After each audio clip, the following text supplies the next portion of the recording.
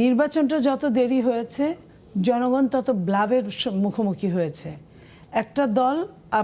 একটা দল কিছু ভুল করেছে, আরেকটা দল ব্লাবের ব্যবসা করেছে। এই যে ব্লাবের ব্যবসা আর ভুলের ব্যবসা, এটা থাকতো না। আপনি বলতে চাইছেন যে একটি দল এমন সব কথাবার্তা বলেছে যেটা প্রতারণার মতো, অনেকটা গোয়েবেলসের থিওরির মতো। প্রতিদিন একটা কথা বলতে বলতে বলতে বলতে বলতে বলতে মিথ্যাটাকেও সত্যি করা যায়। আমি যদি তার মানে মিথ্যাকে সত্য করার জন্য যথেষ্ট সময় পাওয়া গেছে। আপনার হিটলারের যে অবস্থাটা ছিল, ধরেন হিটলারকে সবাই মনে করেছিল যে তার যুদ্ধে যে তার অনেক সৈনিক আছে।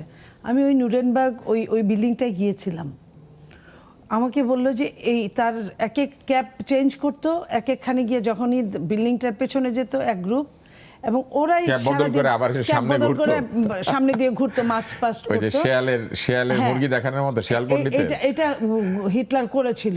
তা বাংলাদেশের নির্বাচনটা এই আচরণের মধ্যে আছে, পাশাপাশি হিটলারের গোয়েবেলসের থিওরির মধ্যে পড়ে গেছে।